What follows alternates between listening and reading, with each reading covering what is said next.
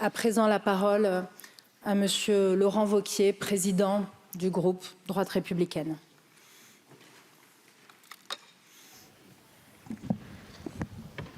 Merci Madame la Présidente. Monsieur le Premier ministre, Mesdames et Messieurs les ministres, chers collègues, Olivier Marleix a été le président de notre groupe. La semaine dernière, il était encore là, assis à sa place parmi nous. Aujourd'hui, son siège est vide. Il est parti et il laisse derrière lui, pour chacun d'entre nous, une infinie tristesse. Ceux qui le connaissaient bien savaient déceler, au-delà de sa pudeur, l'immense sensibilité de son âme. Son départ, la brutalité des circonstances, appellent tant de questions, des regrets aussi. Ces paroles que nous n'avons pas pu avoir, ces échanges que nous aurions aimé partager, tout ce qu'on n'a pas eu le temps de dire. Cette peine, rien ne pourra la combler. Elle laisse son lot pour chacun d'entre nous de souvenirs, de regrets, de souffrances. Mais notre devoir, c'est de garder autre chose d'Olivier Marleix.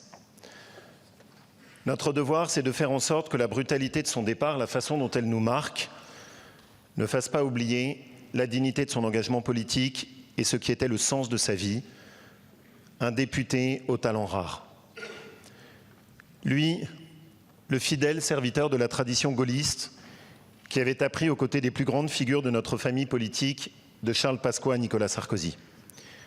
Lui, le cantalien, au caractère parfois rude, mais toujours espiègle.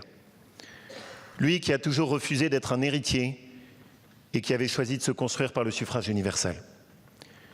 Lui qui avait épousé ce département d'Eure-et-Loir, où dans sa commune d'Annette, comme on choisit une famille, sa gentillesse et sa proximité faisaient l'unanimité.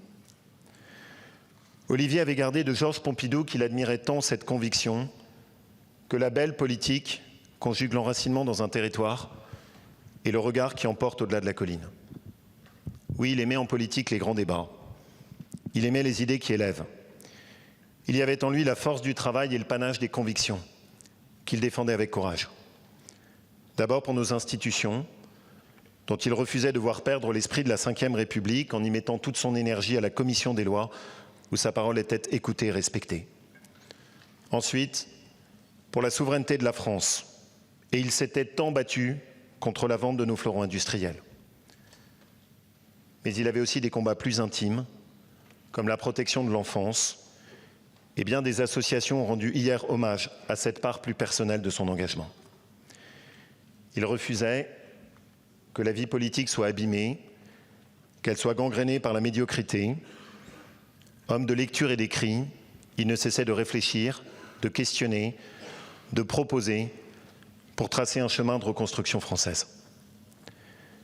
Je tiens à remercier, au nom de notre famille politique, les témoignages de tous bords qui se sont exprimés et qui ont rendu hommage à celui qui était respecté parce que, quelles que soient nos différences politiques, il menait chacun de ses combats avec droiture et panache. Dans cette épreuve, nos cœurs et nos pensées se tournent vers ses proches, sa famille, tous ceux et celles qu'il aimait et ses 2 filles. Mes chers collègues, la vie politique peut être dure. Derrière les apparences qui protègent, derrière les sourires qu'on affiche parfois comme des armures, derrière les silences qu'on ne comprend pas toujours, on sous-estime toujours la solitude des êtres. Mais Olivier, tu n'es pas seul. Tu n'es pas seul. Tu comptes ici des compagnons fidèles, des amis qui perpétueront ta mémoire, celle d'un homme droit qui a dédié sa vie à l'honneur et à l'amour de son pays.